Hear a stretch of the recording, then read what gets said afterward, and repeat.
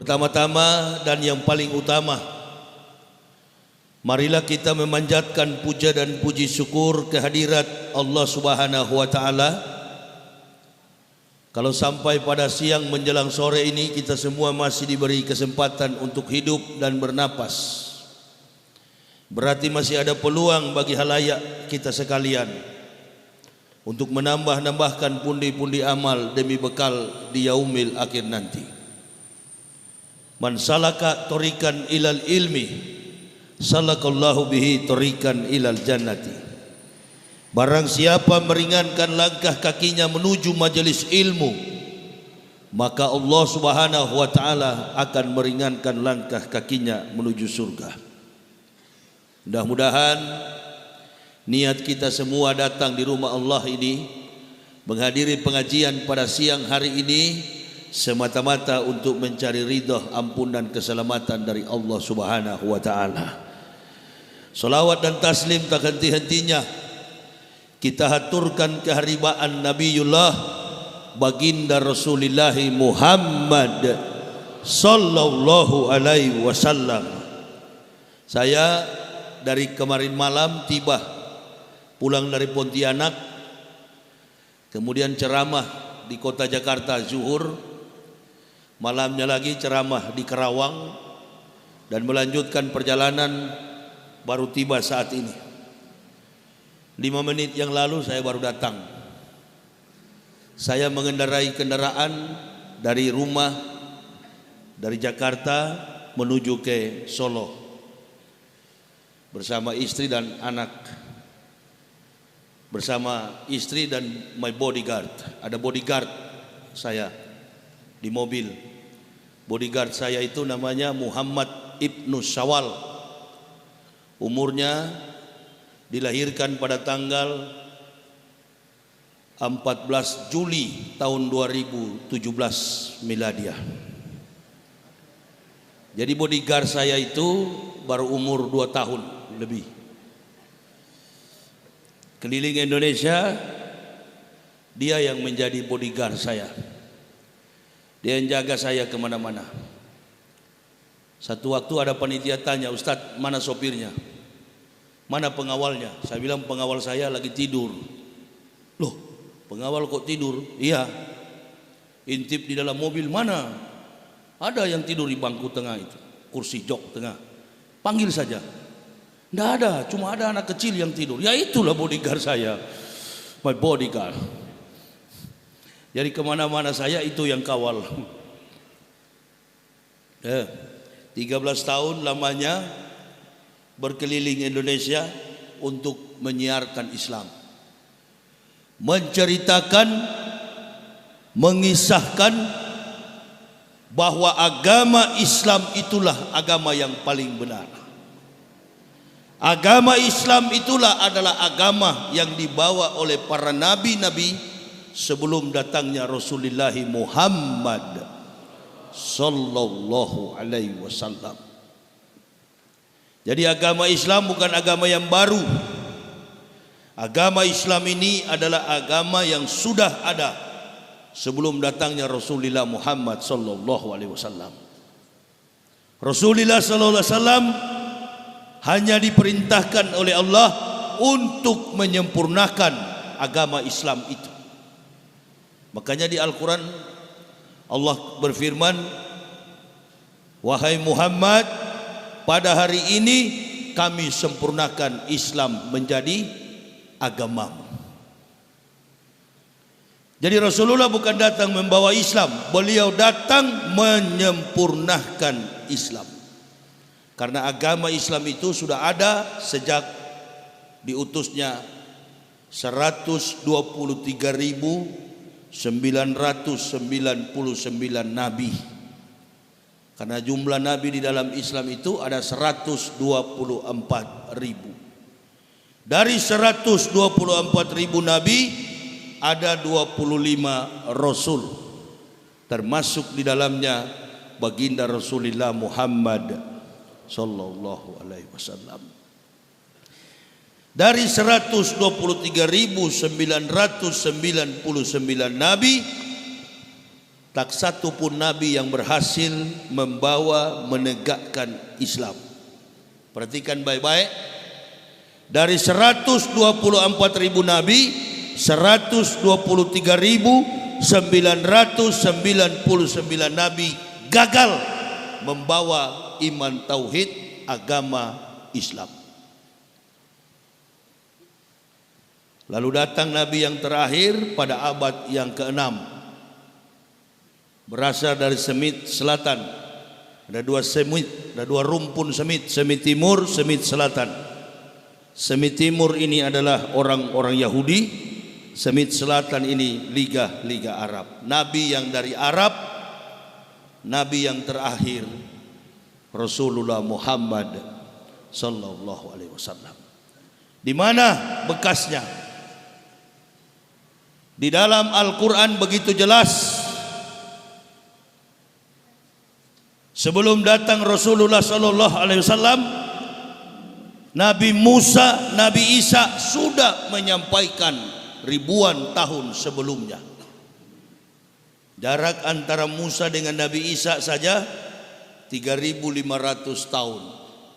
Isa dengan Nabi Muhammad 576 tahun. Belum datang Rasulullah sallallahu alaihi wasallam, Nabi Isa sudah memberitakan akan datang Ahmad bin Abdullah. Mimban ismuhu Ahmad. Dalam Quran surah As-Saff itu ayat yang ke-6 jelas sekali.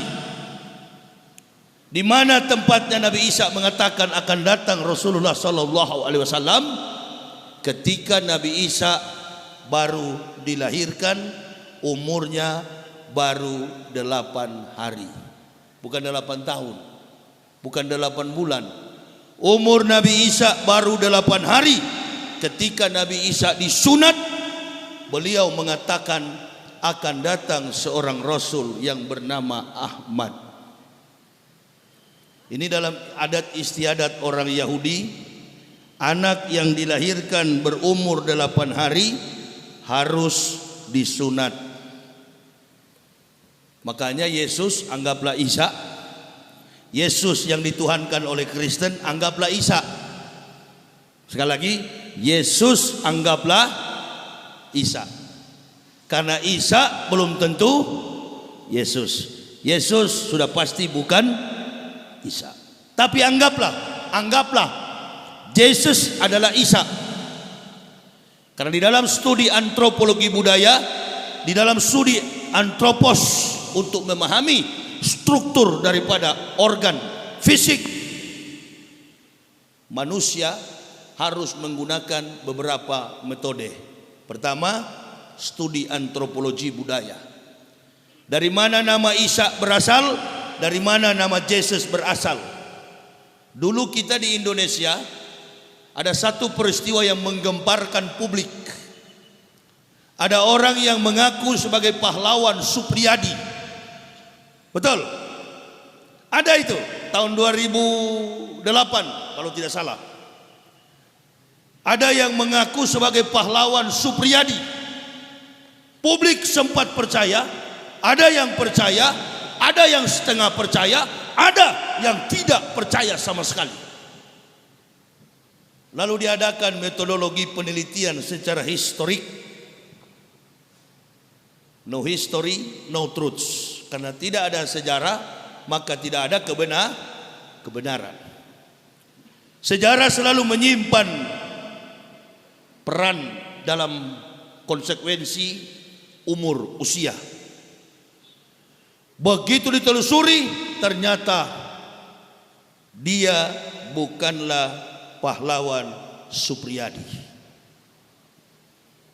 Apa metodologi yang dipakai oleh ahli? Melihat background, latar belakang, dan jejak antropos usia yang melekat pada si orang yang mengaku tadi. Sampai disinilah pengetahuan kita tentang Isa. Kira-kira adakah orang yang mampu menyerupai? Adakah seseorang yang mampu mengatakan bahwa dirinya adalah Isa Al-Masih? Lalu kemudian sejarahnya dirubah. Kitab suci dipaksakan. Kitab suci dipaksakan. Teori dipaksakan. Kalau teori sudah dipaksakan, dapat dipastikan bahwa orang akan hidup di atas hukum halusinasi. Makanya agama Kristen itu bukan agama samawi. Agama Kristen tidak ada hubungan dengan Nabi Isa. Agama Kristen tidak ada hubungan dengan kitab Injil. Agama Kristen itu adalah agama filsafat. Makanya ada pendeta yang mau melawan saya, innalillahi. Saya tantang satu Indonesia, pendeta di Indonesia ini. Satu Indonesia saya tantang. Dari umat Islam cuma saya sendiri. Jejak perjalanan Nabi Isa alaihissalam baik dinilai dari Bible Kristen maupun dalam konteks sejarah Al-Quran. Nabi Isa itu tidak identik dengan perlakuan adat istiadat, bahkan sampai kepada problem liturgika syariat ibadah umat Kristen. Saya kasih contoh. Di dalam Lukas pasal 2 ayat 21, menurut Bible Kristen, pada hari yang ke-8 anak itu dilahirkan, disunat dan diberi nama Yesus. Ini ayat Injil yang masih asli. Betul kalau itu. Bahwa Isa Al-Masih atau Yesus Hamasya atau Yesus Kristus, siapapun namanya, kalau itu ditujukan kepada Nabi Isa, betul bahwa Nabi Isa dilahirkan pada tanggal 6 sebelum Masehi, berumur 8 hari Nabi Isa disunat. Itu betul. Kalaulah Nabi Isa disunat, sekarang timbul pertanyaan, kenapa orang Kristen tidak sunat lalu mereka mengaku pengikut Yesus? Ini jadi bingung, orang Islam pun ikut-ikutan. Ada yang mengatakan kitab Kristen Injil, ada juga yang mengatakan Isa adalah Yesus. Ini sudah melekat dalam pemikiran umat Islam juga. Padahal tidak sah iman Islam kita kalau kita tidak beriman kepada salah satu kitab yang Allah turunkan, termasuk di dalamnya kitab yang dibawa oleh Nabi Isa alaihissalam, namanya Injil. Qul amanu billahi wa ma unsila ila Ibrahimah wa Ismailah wa Ishak wa Yakub wal asbati wa ma utiya Musa wa Isa wa ma utiya nabiyun min rabbihim la nufariqu baina ahadin minhum wa nahnu lahu muslimun. Jadi kita orang Islam ini disebut sebagai Muslim karena kita beriman kepada semua kitab para nabi nabiullah, termasuk di dalamnya adalah Injil. Tidak ada kitab Kristen itu di luar ditulis judulnya Injil. Enggak pernah ada itu. Kitab Kristen itu enggak pernah ada judulnya Injil. Kitab Kristen itu judulnya New Testament, perjanjian baru. Enggak pernah tertulis kitab suci Kristen itu di luarnya Injil, enggak ada. Orang Kristen aja enggak mengakui, antum yang akui. Isi daripada kitab Kristen itu adalah makna filosofi spekulatif, filsafat. Makanya agama Kristen itu bukan agama samawi. Agama Kristen itu adalah agama filsafat. Menerjemahkan setiap ayat dalam Bible Kristen harus ditafsir secara filsafat. Maka mereka mentuhankan Tuhan mereka dengan cara metodologi filsafat. Selama ini kita terjebak. Orang katakan Nas Zakir Naik katanya jago. Zakir Naik itu hebat. Zakir Naik berdebat. Kalau berdebat masih petik ayat dibandingkan dengan Quran, ambil Quran dibandingkan dengan Bible, itu bukan debat ahli, itu debat orang awam, debat alegoris, hanya mencari pemaknaan secara harfiah. Maka yang akan terjadi sama-sama kuat. Lakum dinukum waliyadin. Saya kalau mau debat dengan pendeta, kalau jadi tanggal 26 Oktober, ketika duduk di meja debat, sebelum berdebat saya akan tanya, antum sudah sunat atau belum? Itu yang saya mau tanya dulu. Kenapa Bapak tanya begitu? Ya karena Tuhanmu di dalam Bible-mu sendiri disunat. Bukan dibaptis, tapi disunat. Mana yang lebih Anda percaya? Dibaptis atau disunat? Semua kata-kata yang disampaikan oleh Allah Rabbul Alamin alias Tuhan Sang Pencipta terungkap dalam ucapan dan kata-kata dari para nabi. Lalu tanya kepada orang Kristen, adakah satu nabi saja yang pernah dibaptis? Ini kalau pertanyaan ini yang ditanya kepada pendeta, saya yakin debat itu akan selesai dalam tempo 1 menit. Kebetulan di kepala saya ini ada 13.766 pertanyaan. Itu baru yang termudah. Jangan cari ayat.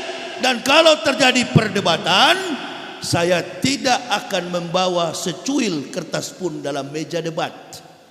Silakan kau para pembohong, ahli kitab, pendeta, kau bawa kitabmu 1 kontainer. Seperti dulu waktu Prabowo membuktikan barang bukti 1 kontainer. Saya nggak pakai barang, nggak akan bawa kitab. Dan jangan pernah berharap saya juga akan memakai Al-Quran. Enggak, Al-Quran itu bukan kitab perbandingan. Saya sudah tonton orang berdebat, baik debat secara internasional, debat dunia, maupun debat secara nasional. Saya sudah tonton.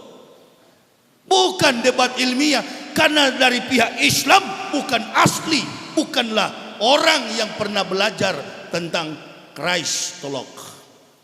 Jadi dia nggak paham tentang antropos, visual, physical daripada Al-Masih. Saya orang yang langsung bertatapan, berhadapan dengan kultur dan budaya Israel. Tahu persis riwayat sedetil mungkin tentang orang yang bernama Isa Al-Masih, atau dalam bahasa asli di kampungnya Joshua Hamashiach. Hafal betul saya. Dunia sudah menipu kita selama ini. Orang Islam pun ikut-ikutan menyebutnya Injil Kristen palsu.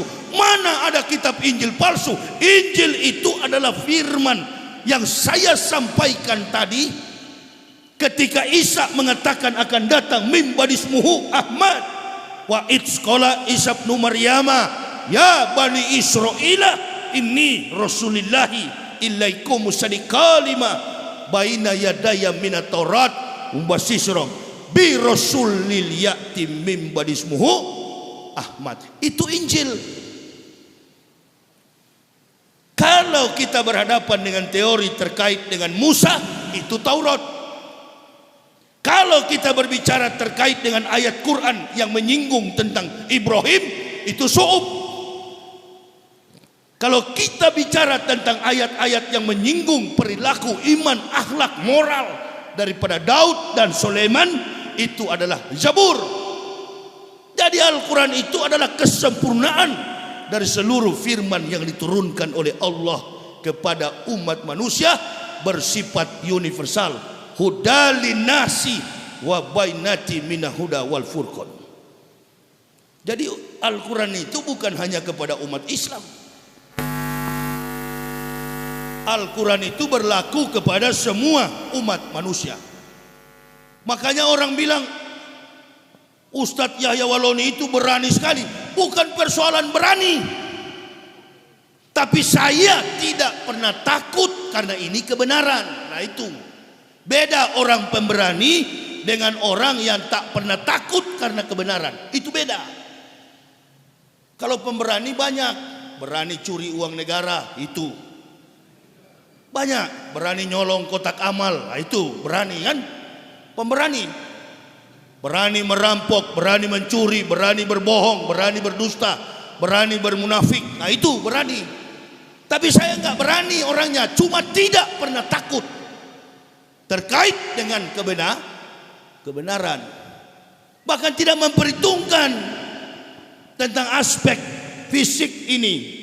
Entah tidak tidur, makan tidak teratur, minum kopi sampai puluhan gelas, nggak pernah sakit selama 13 tahun. Karena tidak pernah takut dengan apapun, termasuk takut kepada penyakit. Kita ini Masya Allah menghindar terus karena takut. Jangan makan daging kambing, takut. Jangan makan daging sapi, takut. Datang ke masjid, kaki tinggal diseret-seret, tangan sudah begini, mulut bengkok.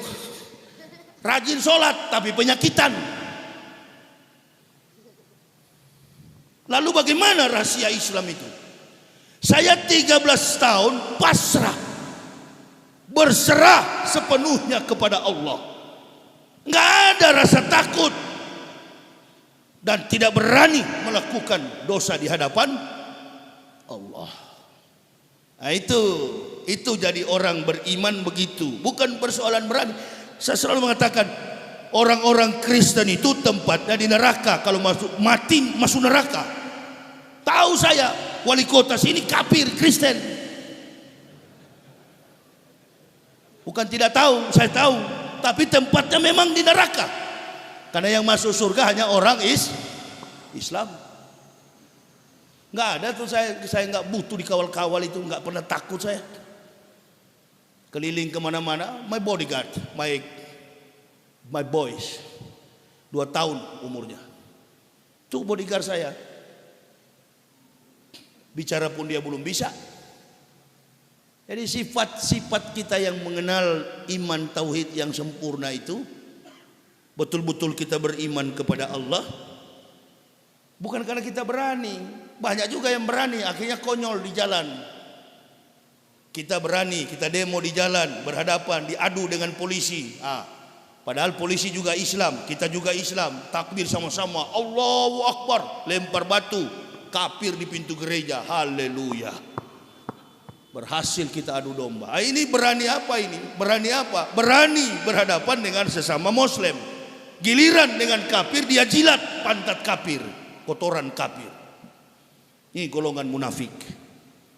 Mudah-mudahan tidak ada di Solo sini, tapi di sinilah banyak sekali itu. Apalagi besok malam di Boyolali itu. Ada teman-teman saya di daerah, hati-hati Ustadz, Boyolali itu rawan sekali. Saya cari yang begitu-begitu.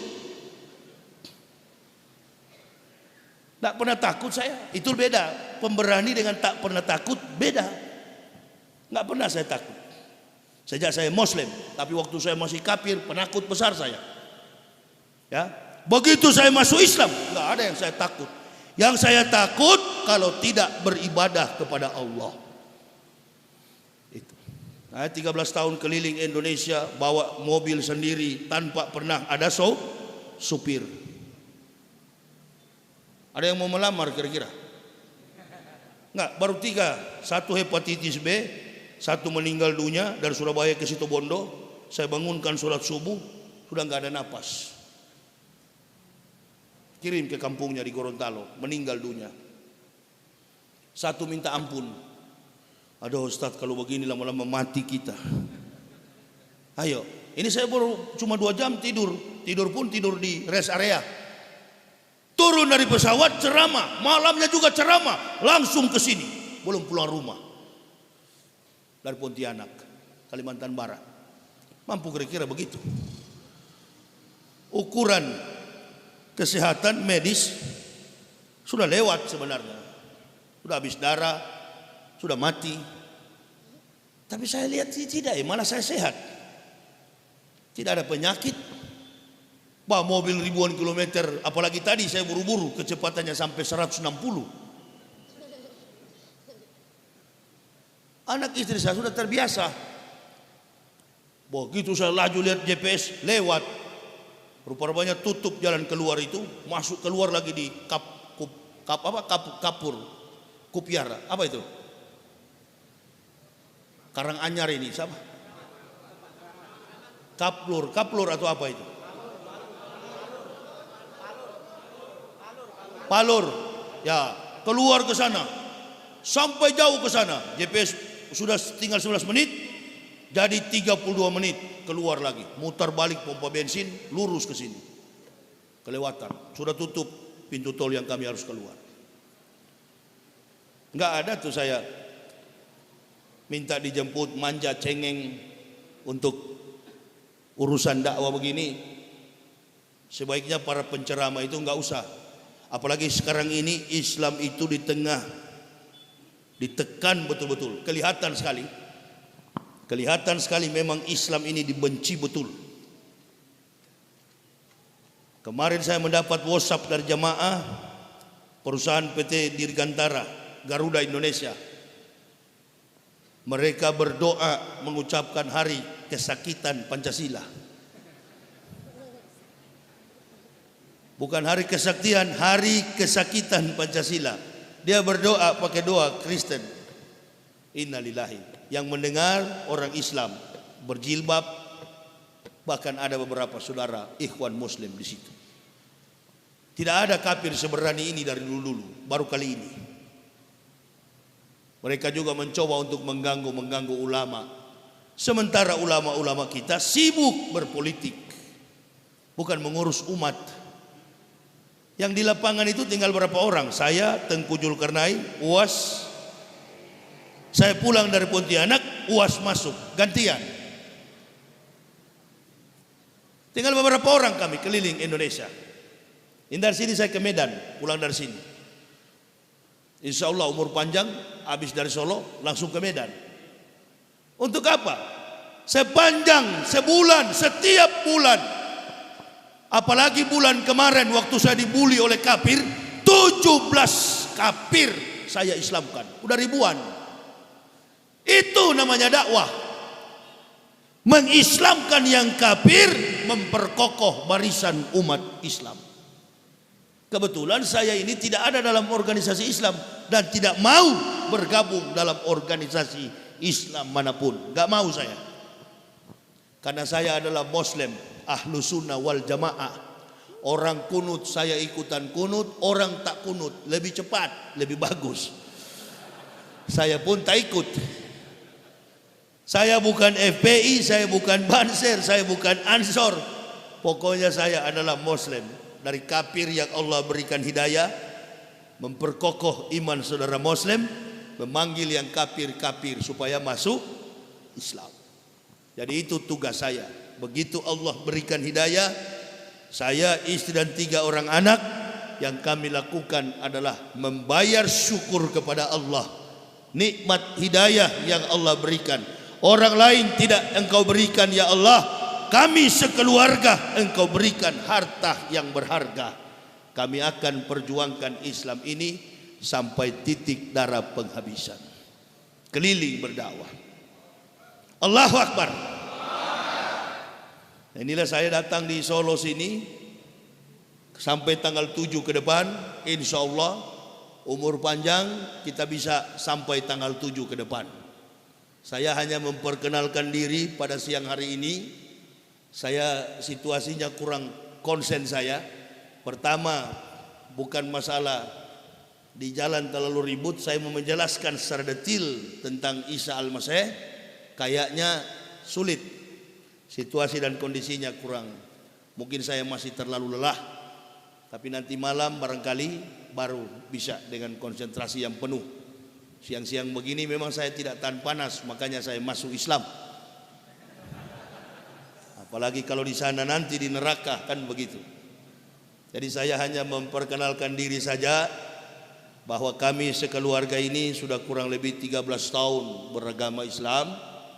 Dan begitu Allah berikan hidayah, kami sekeluarga berkeliling berdakwah menegakkan dinul haq, dinul Islam. Sembari berdakwah kami pun menulis buku. Ada beberapa puluh judul buku yang telah kami buat dan kami bawa kemana-mana kami pergi dan berada. Jadi kalau ada pendeta mau melawan saya sarankan jangan satu orang lah. Kalau perlu saya tantang satu Indonesia, bikin di Istora Senayan Jakarta. Di Surabaya kemarin kan gagal gara-gara terlalu berkoar-koar Esra Soro itu, akhirnya dicium oleh BKUG, Polres, distopkan. Yang buat itu Abdullah Wasian Foundation. Gara-gara mulutnya si kafir itu batal. Ini si kafir ini dia orangnya suka ganggu-ganggu saya dari dulu. 2007 diajak debat. Datang saya ke Surabaya, dia yang tidak datang. Dia viralkan. Dia bilang Yahya Waloni lari. Mana pernah saya lari? Saya lebih cepat dipanggil makan daripada dipanggil berkelahi begitu. Apalagi soal berdebat secara intelektual. Memang saya tunggu-tunggu dari lama itu. Siapa kira-kira pendeta yang mau antar nyawa ini? Artinya yang mau malu begitu ya. Kalau sudah berdebat di depan publik kan yang jelas dua umat yang hadir, Islam dan Kristen. Sebanyak yang hadir orang Kristen, yakin 1000% akan masuk Islam.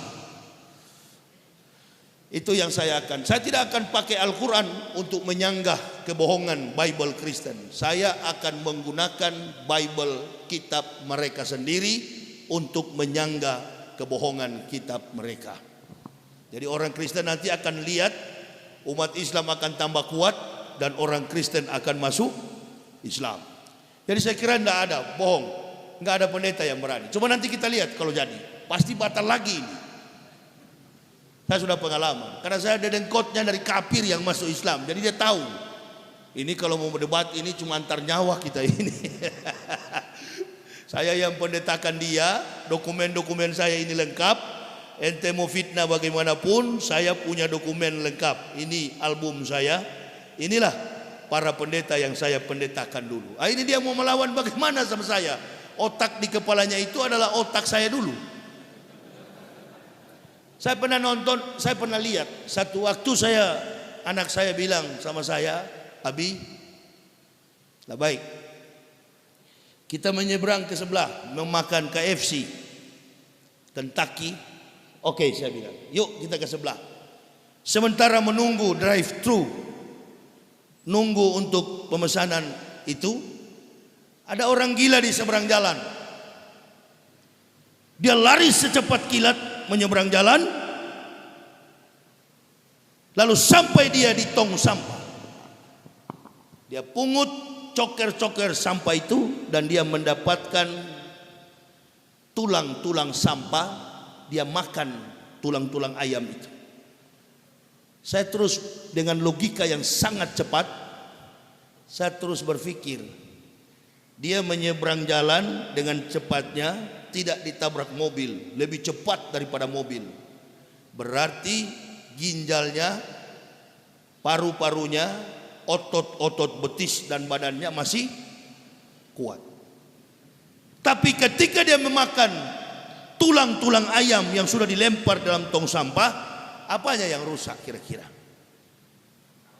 Paru-parunya yang rusak, ginjalnya yang rusak, ototnya, atau dia mengidap konstipasi atau sejenis saluran pencernaan.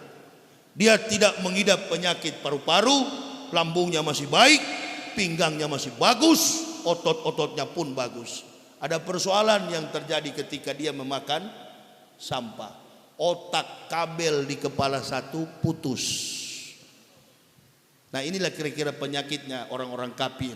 Dia sehat tapi ada satu kabel di kepala yang putus. Saya kira kalau debat saya bisa sambung kembali itu. Karena saya juga dulu orang yang, kalau saya nggak bisa ada yang sambung waktu putus dulu. Karena memang orang yang membuat rancangan kabel-kabel itu saya. Jadi begitu saya masuk Islam, saya tidak ada bisa sambung. Yang sambung adalah may yahdillahu fahuwal muhtadin wa may yudlil faulaika humul khasirun. Allah yang sambung kabel di kepala saya melalui apa? laqad ansalna ayati mubainatin wallahu yahdi may yasya'u ila siratim mustaqim. Membaca ayat-ayat suci Al-Quran, menghubungkannya dengan fakta kehidupan dunia dan membandingkan dengan iman Kristen, lalu saya mendapatkan petunjuk dari Allah. Allah memberikan jalan yang lurus. Jadi begitu kabel saya tersambung, saya sembuh dari gila. Jadi kalau orang Kristen menuduh itu pendeta gila, jangan percaya. Saya justru baru sembuh dari gila. Kira-kira begitu. Ya. Jadi saya dan keluarga alhamdulillah tidak semudah, bukan seperti yang lain mau masuk Islam karena mau kawin, masuk Islam karena ikut-ikutan. Alhamdulillah kami satu keluarga rela ikhlas mengorbankan segala-galanya demi keselamatan kehidupan dunia dan akhirat. Jadi saya kira jamaah, saya tidak terlalu panjang lebar menyampaikan dakwah pada siang ini karena situasi dan kondisinya juga kurang. Saya dalam keadaan apa ini namanya? Lelah, kepanasan. Inilah sifat saya. Kalau sesuatu yang saya bisa sampaikan, saya sampaikan. Saya enggak tertutup orangnya. Jadi sebaiknya saya hentikan dakwah ini. Di satu sisi juga terlalu bising, sulit saya mau menjelaskan. Sebaiknya jemaah bertanyalah sama saya, apa yang mau ditanyakan, lewat kita interaktif, kita bertanya. Silakan kalau ada yang mau bisa bertanya. dilanjutkan tanya jawab saja. Ya. Begitu Ustaz. Bisa dilanjutkan tanya jawab aja karena situasinya kurang. Iya. Monggo dari jamaah yang ingin bertanya Ya. kepada Ustaz. Coba. Silau, mata saya silau. Silakan. Bagi yang ingin bertanya silakan. Saya Ustaz. Udah. Kita Saya dialog interaktif. Saya dulu ya. Maaf sebentar ya. Monggo, Kalian mic-nya numpang, Mas. diberikan. Pegang. Nanti sebentar Pak. Nanti untuk malam kalau ada yang mau bertanya sebaiknya ditulis. Oh iya. Taruh di kertas, taruh di meja, saya baca, saya jawab. Tapi sekarang sudah terlanjur, silakan Oh bertanya. iya. Makasih Ustaz. Alhamdulillah.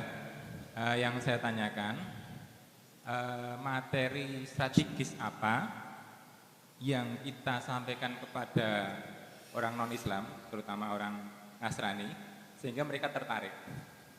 Oh, Pertama, kedua mungkin ada referensi buku apa yang menjadi referensi yang bisa untuk menambah wawasan dan ilmu. Cukup itu saja. terima kasih. Iya. Ini pertanyaan bagus. Pertanyaan bagus. Saya jawab ya. Apa kira-kira argumen, gitu ya? Argumen untuk memudahkan orang Kristen itu datang kepada Islam. Nabi SAW, wala tujadilu ahlal kitabi wa ahsan. Jangan berdebat dengan ahli kitab kecuali dengan cara terbaik. Jadi kita sebenarnya dilarang untuk berdebat dengan mereka. Kenapa Nabi larang? Nabi melarang karena tidak boleh kalau bukan ahli. Itu maksudnya. Wala tujadilu ahlal kitab. Tidak boleh berdebat dengan ahli kitab kecuali dengan cara terbaik. Berarti yang bisa melawan berdebat dengan mereka jangan antum. Nah, inilah. Jangan antum orang yang memang muslim yang tidak paham tentang mereka. Sebaiknya yang menantang mereka itu adalah orang-orang yang terbaik dari mereka dulu. Begitu seperti saya. Karena tahu betul kelemahan kafir. Jadi apa pertanyaan kira-kira yang lebih mudah untuk coba kita nonton waktu Zakir Naik berdebat dengan William Kimball. Kemudian Esra Soro berdebat dengan Dr. Sanihu Munir. Terkesan sama kuat. Karena biar bagaimanapun hebatnya seorang muslim yang lahir dari Islam, pasti tidak memahami dua konsep. Konsep teologi dan konsep eklesiologi. Tentang gereja dan tentang rumus-rumus teologi spekulatif filsafat ketuhanan Yesus. Dengan begitu, dia menyebut kitab Kristen pun Injil. Nah ini. Dia menyebut kitab Kristen pun Injil. Padahal kitab Kristen itu bukan Injil. Kitab Kristen itu adalah kitab yang tersusun atas pemahaman orang ke orang. 200 tahun Isa sudah diangkat, baru kitab itu ada. Jadi saya kira pertanyaan yang untuk diajak supaya orang Kristen mudah masuk Islam, jangan coba-coba memakai Al-Quran. Ada pepatah mengatakan begini, jangan melempar mutiara kepada babi. Itu pepatah ya, pepatah kuno. Janganlah melempar mutiara kepada babi, karena hanya akan diinjak-injak. Jadi kalau mau menggunakan Al-Quran, saya kira jangankan orang kafir, orang Islam sendiri saja kalau imam sholat ayatnya panjang dia batuk di belakang. Bahkan dia tidak suka kalau imam terlalu panjang ayat bacaan, apalagi kafir. Cara yang paling tepat, saya Islamkan sudah banyak, sudah ribuan orang kafir. Saya tanyakan ke mereka, konsep keselamatan Kristen itu adalah Yesus mati dulu di kayu salib sebagai jalan penebusan dosa-dosa bagi manusia. Ini doktrin orang Kristen.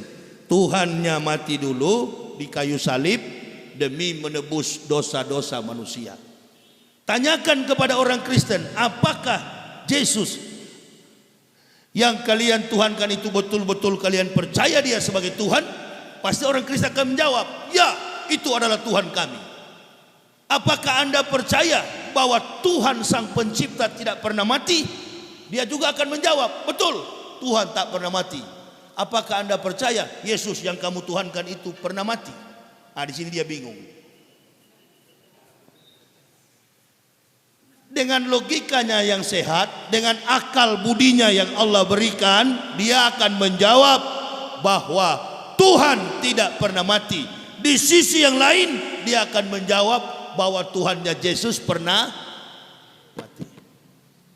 Lalu Bapak tidak usah melanjutkan bertanya, cukup tanya begitu. Apakah Anda percaya Tuhan tidak pernah mati? Dia pasti menjawab, gila kamu, masa Tuhan mati? Nah, saya tanya, pernah atau tidak? Kalau dia bilang enggak, oh bagus, berarti kamu masih sehat ini. Baru tanya dia, apakah Yesus pernah mati? Di sini dia mulai curiga. Ya, dia kan mati demi menebus dosa-dosa manusia. Iya betul.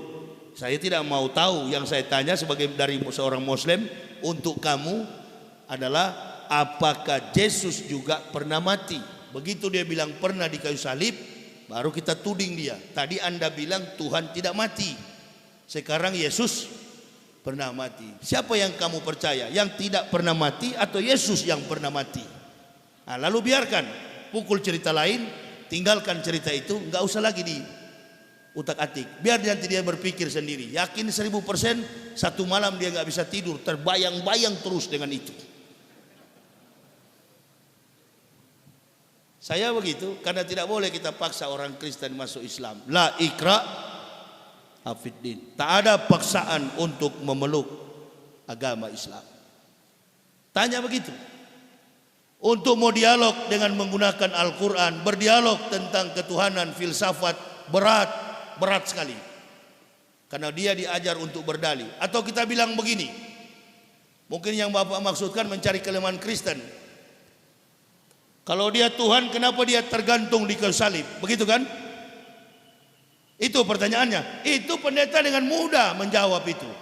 Kalau pendetanya kaliber, dengan mudah.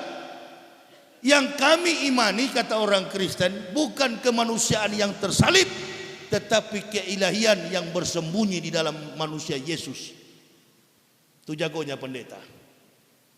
Makanya jangan pernah akui Yesus itu adalah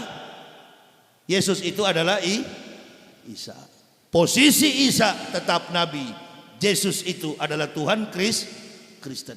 Siapapun benda atau makhluk yang engkau tuhankan dan kemudian jadi agamamu, itu urusanmu. Tapi ketika sudah melibatkan nabi-nabi di dalam Islam, pasti kami orang Islam akan membelahnya. Itu.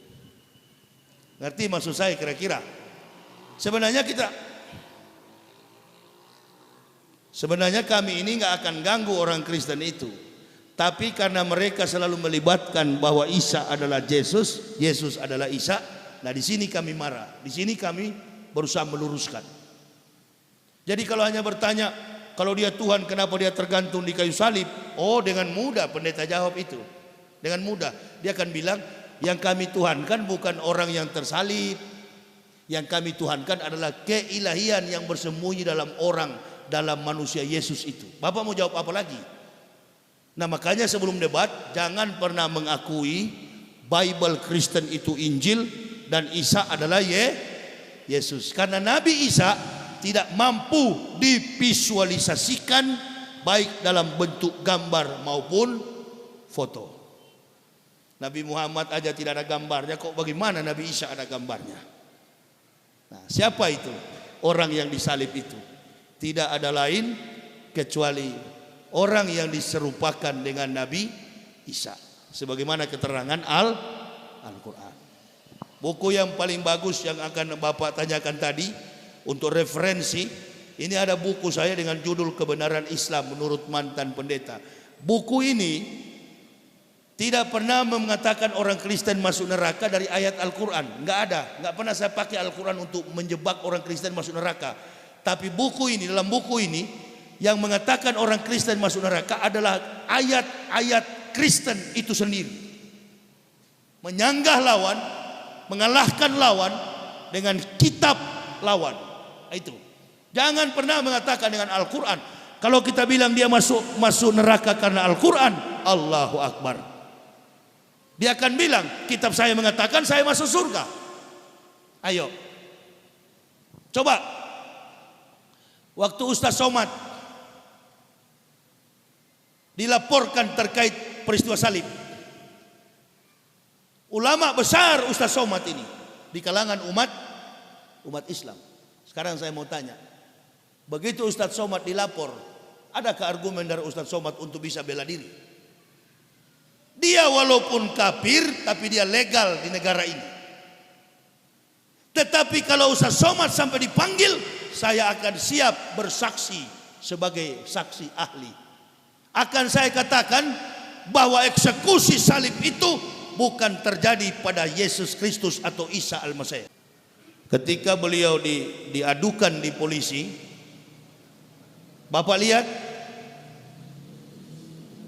jamaah bisa perhatikan konferensi di MUI tanggal 21 Agustus, MUI pun angkat tangan. Karena sehebat-hebat kiai, sehebat-hebat ustadz, mereka nggak mengerti konsep kebohongan kafir Kristen. Yang paling tahu tentang kebohongan itu adalah kami yang dari kafir. Orang dari kafir pun tidak semua bisa tahu, kecuali memang sudah ahli seperti saya. Jadi kalau saya katakan tidak ada, saya akan bilang di depan hakim, peristiwa penyaliban itu bukan peristiwa Yesus atau Isa atau Yesus Hamasiah atau Yesus Kristus atau the Christ Jesus atau siapapun yang dituhankan Kristen yang disalib. Yang pertama, Bapak Hakim, ini cerita gila. Di mana ada Tuhan disalib, itu satu.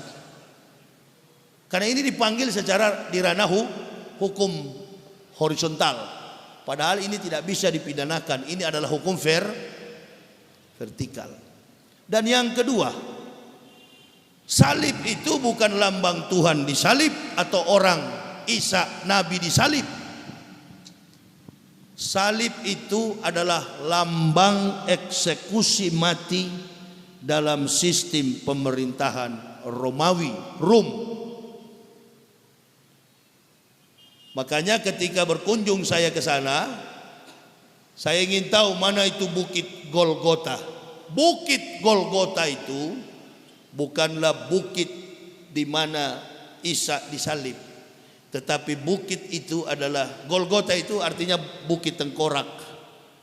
Karena orang disalib di situ dari tahun 65 sebelum Masehi sampai tahun 6 Masehi Isa Al-Masih lahir. Romawi memerintah menguasai Yerusalem dari tahun 65 sebelum Masehi sampai tahun 6 Masehi.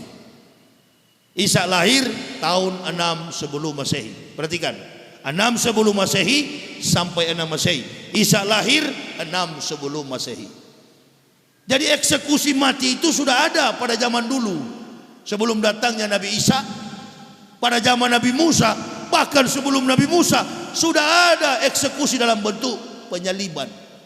Kalau nggak percaya sama saya, Cari orang bule yang pakai kalung salib, artis Hollywood, Mick Gavin, Stephen Seagal, Rambo, Arnold Schwarzenegger yang pakai kalung salib. Tanya mereka, you are Christian? No, I'm not religion. Saya bukan pemeluk agama manapun. Kenapa? Salib itu bukan lambang Kristen. Salib itu dianggap oleh orang-orang bule Amerika dan Eropa, salib itu adalah aksesoris. Kita di Indonesia ini kan IQ-nya terlalu tinggi dibanding Amerika, makanya masih banyak di gereja tiap hari Minggu. Di Eropa dan Amerika gereja itu tiap hari Minggu kosong, gitu, nggak ada orang. Artinya kemampuan intelektualnya Amerika dan Eropa itu di bawah orang Indonesia, lebih pintar, makanya masih banyak di gereja. Itu maksudnya. Nah, kalau yang mengerti pasti ketawa itu, yang nggak ngerti melongo dia, apa ini dia bilang.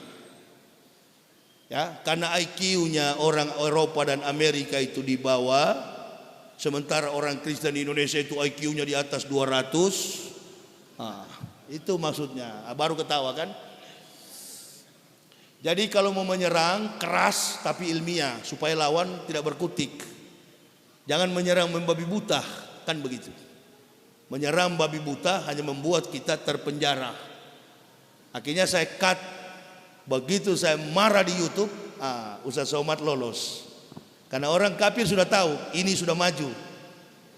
Kalau ini sudah maju, ini dedengkot kita dulu, pasti kita kalah. Saya kira nanti malam lah kita ketemu di kurang bagus. Bilang panitia nanti malam soundnya jangan terlalu keras, karena saya supaya biar tidak usah berteriak, dengan pelan-pelan saya bisa bicara. Apalagi dalam keadaan situasi masih lelah begini, berikan kami waktu untuk istirahat, karena bukan jarak dekat perjalanan dakwah kami sampai ke sini.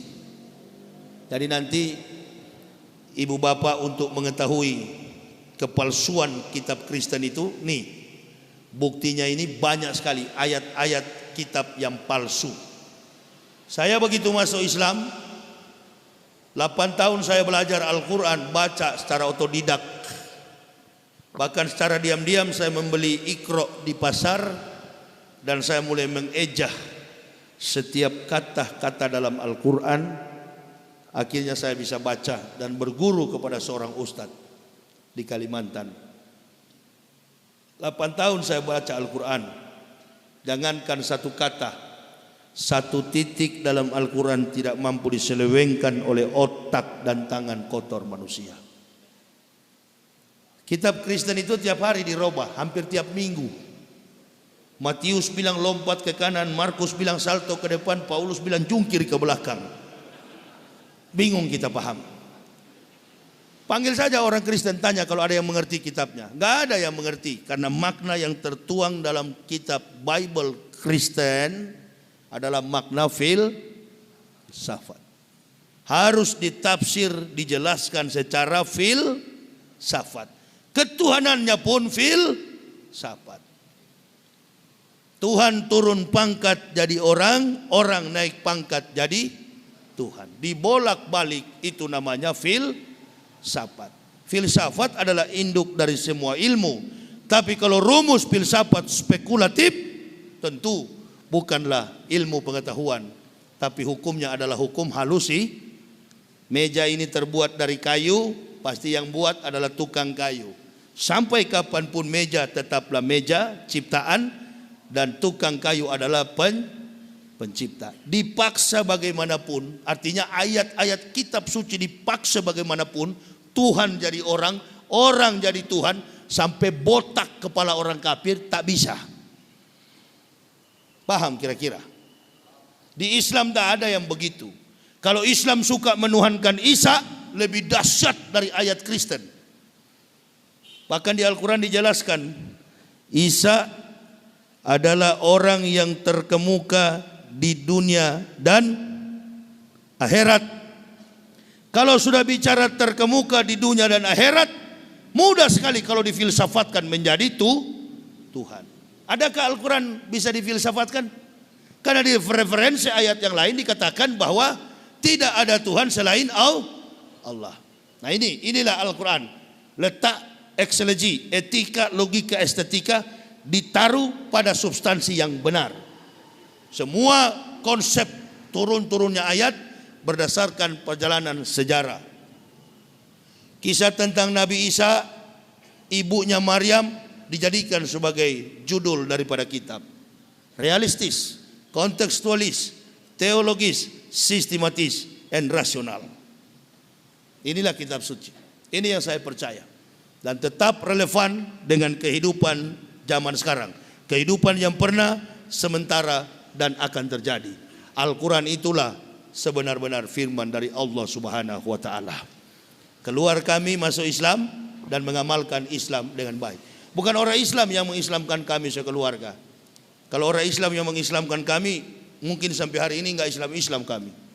Karena yang masuk penjara itu kebanyakan orang Islam. Tidak ada nama Matius, Markus, Yohanes, Stefanus, Tetanus, nah jarang. Yang masuk penjara itu kebanyakan orang Islam. Ini tidak bisa diukur secara etika, eksegesi. Islam kebenarannya tidak bisa diukur dengan perbuatan akhlak moral daripada umat Islam. Kenapa? Karena ada orang yang beragama Islam kelakuannya kafir. Ada orang kafir kelakuannya Islami. Jadi tidak cocok etika moral pribadi manusia dijadikan landasan mengukur substansi sebuah agama. Agama Islam ini harus diperhatikan dari kitab suci. Orang yang paling layak sebagai panutan contoh bahwa Islam itu benar, laqad kana lakum fi Rasulillahi uswatun hasanatu liman kana yarjullaha wal yaumal akhir wa zakarallaha katsiran. Di dalam diri Rasulullah sallallahu alaihi wasallam terdapat suri teladan yang baik bagi kamu. Bagi siapa? Yaitu orang-orang yang senantiasa bersyukur dan mengingat Allah. Orang-orang yang mengharapkan yaumil akhir dan yang senantiasa bersyukur kepada Allah. Jadi ilmu yang paling tinggi dalam Islam itu adalah ilmu bersyukur. Bukan karena dia kiai, bukan dia hafiz 30 juz, bukan dia jago pidato, bukan di kepalanya bersarang ribuan hadis. Orang Islam yang hebat adalah pandai bersyukur. Banyak orang kiai kemudian jadi politikus. Nggak usah contoh jauh-jauh, Pak Maruf Amin itu. Itu ulama besar jadi politikus. Nabi katakan waspada. Isyaru salasa asnapin minanasi wahum. Waspadalah dengan 3 golongan manusia di antara kawanan umatku. Yang pertama, al ulamaul gofilun, ulama-ulama yang lalai. Yang kedua, wal fuqaraul mudahinun, orang miskin yang sombong. Dan yang ketiga, wal mutasawwifunal jahilun, orang sufi yang bodoh. Itu 3 orang yang harus diwaspadai di dalam Islam. Ulama yang lalai, miskin yang sombong, dan orang sufi yang bodoh. Orang sufi yang bodoh itu dia beribadat tanpa ilmu. Sama dengan saya baru masuk Islam. Begitu masuk masjid, saya sholat tahiyatul masjid 1 rakaat. Ditanya oleh pengurus masjid, sholat apa tadi Pak Yahya? Enggak, sholat biasa. Nah itu jawaban saya. Karena baru 3 hari saya masuk Islam. Baru 3 hari, baru selesai disunat, saya ke masjid. Sholat di masjid, cuma 1 rakaat, langsung salam. Salam pun belum tahu, tata cara ibadahnya pun belum, karena baru masuk Islam. Diketawai sama orang-orang, nggak apa-apa. Tapi di hadapan Allah benar. Bahkan arah kiblat pun pernah saya dan istri salah arah kiblat. Sholat subuh sampai 20 rakaat. Saya pikir makin banyak sujud, makin banyak barokah. Ibu bapak ketawa, kita yang kuliah subuh, tahu arah kiblat, tahu Al-Fatihah, hafal, tahu jumlah rakaat, Begitu azan subuh, salatu khairum minan naum. Tak 1 meter dari masjid tidak solat berjamaah, tidak solat subuh. Siapa yang betul kira-kira? Yang sudah tahu arah kiblat, yang tahu Al-Fatihah, suratul Fatihah dihafal, tapi tidak solat subuh. Dibanding orang baru masuk Islam dari kafir yang solat 20 rakaat, jumlah rakaatnya salah, kiblatnya pun salah. Mana yang betul di hadapan Allah? Saya berani katakan yang betul adalah mantan kafir yang solat 20 rakaat. Karena dia belum tahu. Begitu siang hari saya ditegur, pergi ke pasar, beli buku yang warna kuning, tuntunan solat lengkap 5 waktu. Afdalul a'malu as-salatu khams. Jadi sekarang bukan tidak bisa solat, sekarang sudah biasa bertindak sebagai imam. Dalam tempo 1 minggu, 2 minggu, nggak sampai sebulan, sudah berdiri saya di mimbar masjid, bisa khutbah Jumat, khutbah hari raya Idul Fitri, Idul Adha, sampai hari ini. Karena belajar al-ilma bil kasab labin nasab. Ilmu itu dipelajari bukan karena nasab, bukan karena keturunan. Biar juga dari turunan Islam kalau munafik banyak kan sekarang? Banyak atau sebanyak? Banyak.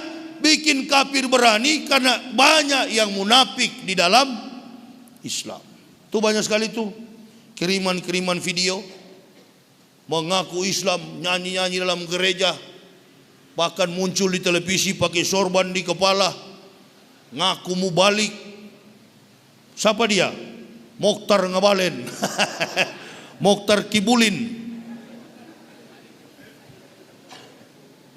Itu tuh yang bahaya, bukan orang kafir. Orang kafir nggak bahaya. Saya kira orang kafir itu nggak bahaya. Kafir itu cuma berapa ekor di Indonesia. Gampang, terangkan kepada kafir supaya dia masuk Islam.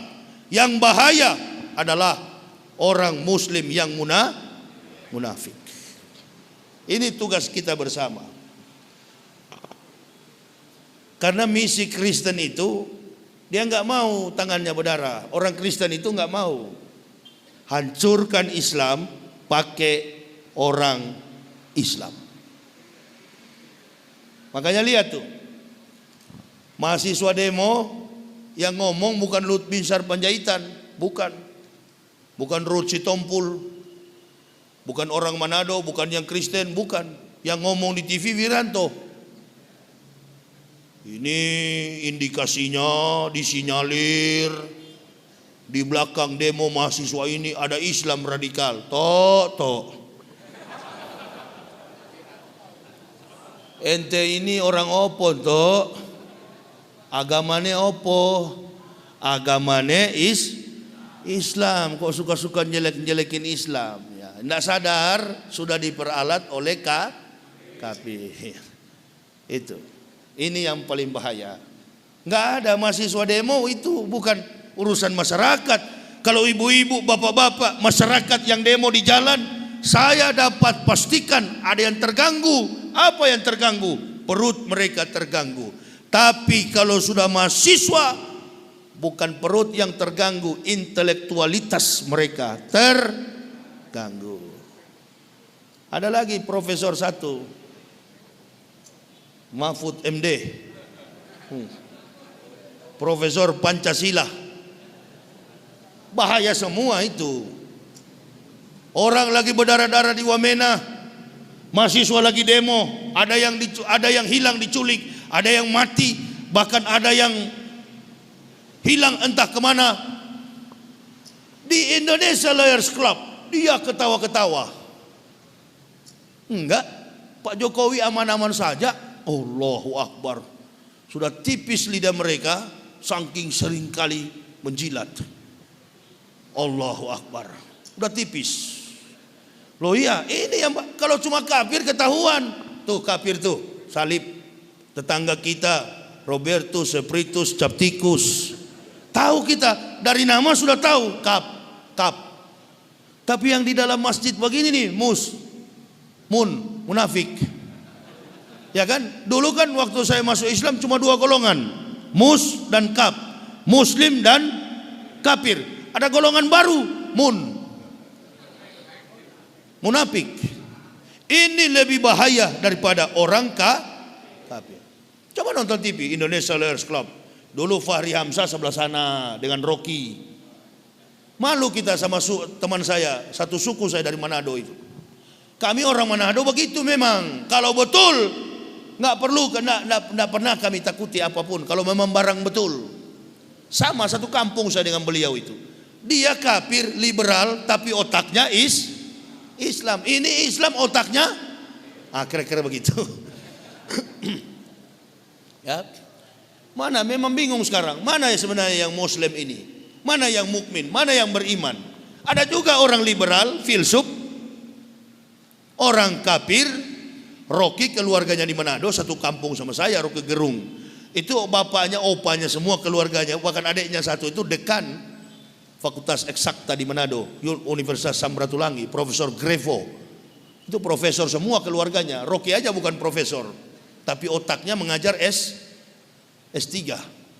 Bahkan ada satu mata kuliah di Universitas Indonesia yang tidak mampu diajar oleh para akademisi, profesor di UI, Rocky bisa ajar. Selama 15 tahun. Gajinya dia tak ambil. Dia tidak ambil gajinya sampai sekarang. Nah, dia otaknya otak Islam dibandingkan dengan yang lain. Ban Vespa di kepala putih. Datang ke gereja, nyanyi-nyanyi lagu gereja. Yesus itulah Indonesia Lawyers Club kemarin, dia keluarkan ayat dari mulut. Komentatornya juga Karni Ilyas. Nanti saya undang kamu ke Indonesia, damai Indonesiaku. Wow, cocok sudah ini. Watak orang Indonesia. Saya bukan orang Indonesia, saya bukan orang Manado. Saya orang Islam. Dari awal masuk Islam bicara A, sampai masuk ke liang kubur, lidah ini tetap A.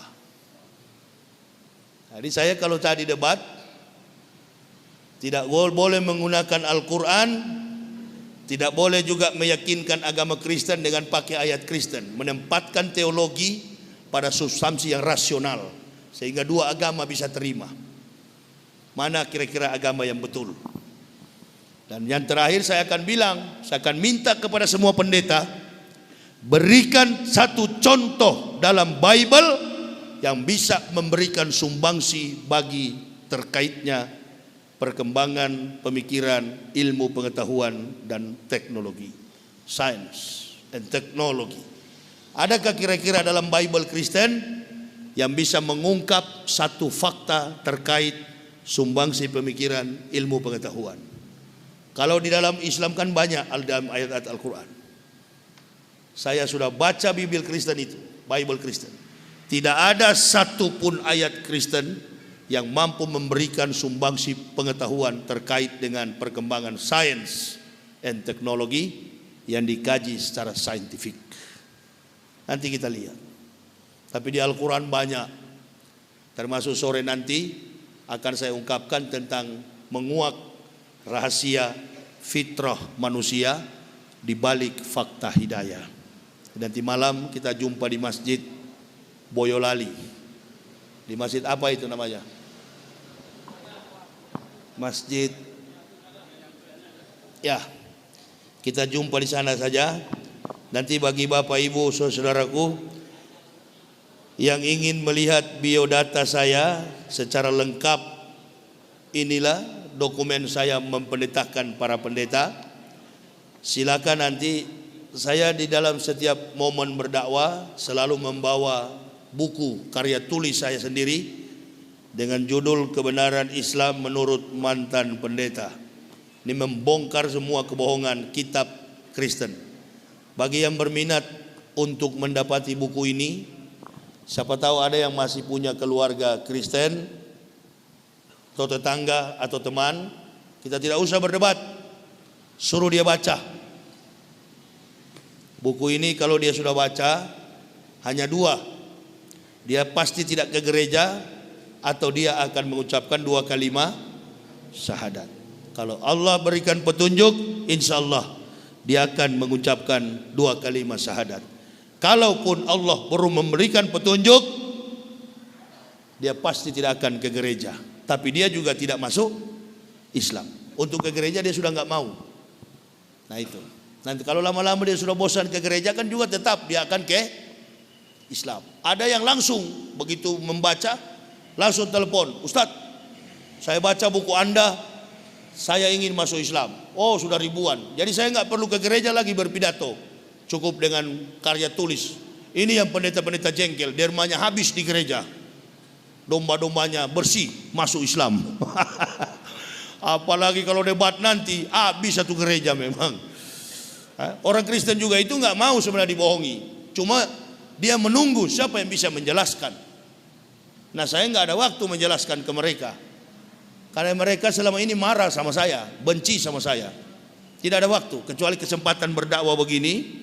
Dan bila mereka sudah membaca karya ilmiah, bagi yang berpengetahuan sarjana ke atas, magister and doktoral, paling cepat untuk mendapatkan petunjuk. Jadi saya kira ini ya yang bisa saya sampaikan kepada jemaah. Mudah-mudahan di waktu ke depan lebih baik lagi. Insya Allah kita akan jumpa pada malam hari nanti pada Isya. Saya akan ke hotel beristirahat sebentar. Nanti jumpa lagi di Boyolali pada jam pada Isya nanti malam. Saya kira ini yang bisa saya sampaikan. Bagi yang berminat untuk memiliki buku ini, ada di mobil saya, silakan diambil tapi bayar. Kira begitu ya.